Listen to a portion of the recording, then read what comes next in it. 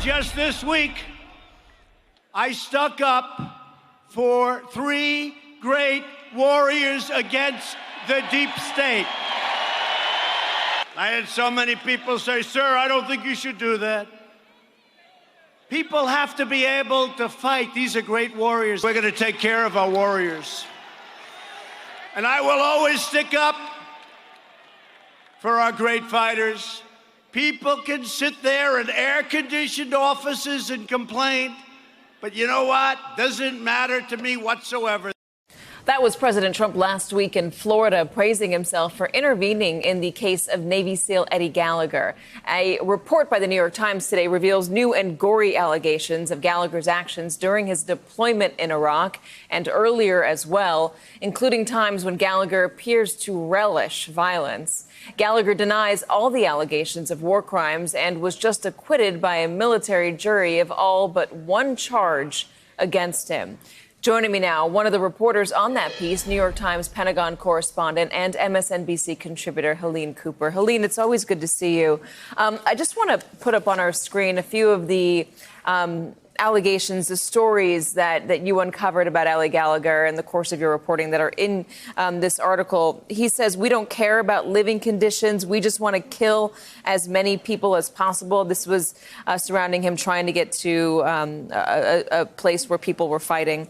"I'll try and dig that knife or hatchet on someone's skull." This is, I believe, a text message to a friend. "No one touch him," he radioed other SEALs. "He's mine." This is when they were able to capture one of the ISIS fighters. "Stop worrying about it. They do a lot worse to us," when some of his underlings questioned his tactics. "Good story behind this. Got him with my hunting knife." This was in regards to that photo of him posing with the dead teenager, the dead ISIS captive. These are some really gory details, Helene. There's some really disturbing details about his behavior. What else can you tell us about how Eddie Gallagher was described by his peers? Well, I think one of the things that we have to remember is that it was Eddie Gallagher's own peers. It was fellow SEALs who turned him in to begin with. And he was, as you said, he was acquitted on all of the murder charge and the attempted murder charge and everything, with the exception of conduct unbecoming for posing with that photo that photo with the teenager. But he took his own hunting knife with him to Iraq, and by the accounts of his fellow platoon members and other SEALs, he really wanted to get some action. It sounds like they're describing a man who was out there for nothing more than blood. Well, you can listen to what his fellow SEALs said, but we do have to remember that he was acquitted. But the Navy, the case against him was pretty convoluted to start. You had witnesses who ended up changing their testimony on the stand, and in the end, the Navy ended up with only one charge sticking. The president got involved in this, and he intervened on Twitter. He intervened with some of the highest levels of the Pentagon. How does the president's intervention play at the Pentagon, and what does it do to the chain of command?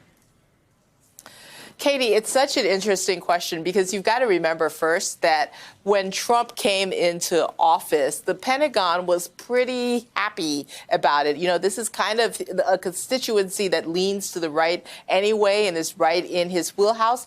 And he said, he came into office the first year as president, loosening up a lot of the strict controls that President Obama had on generals out in the field. He also put more money into the military. So the Pentagon saw a lot of their budget. They saw their budget increase. So people were happy at first. That's really turned in the last couple of years, and in particular in the last year. And there are two things that have happened in the last 2 months.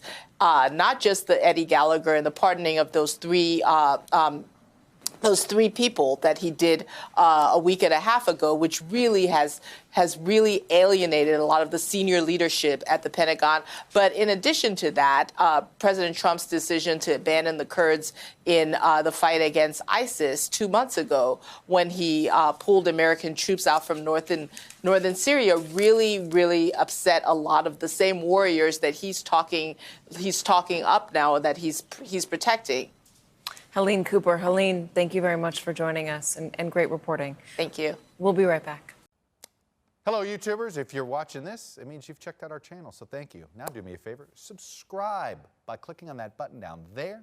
Click on any of the videos to watch the latest interviews and highlights from MTP Daily and MSNBC. You can get more Meet the Press content every morning in the First Read newsletter. If you're tired of content that you don't know anything about where it came from, you don't have to have that problem with us.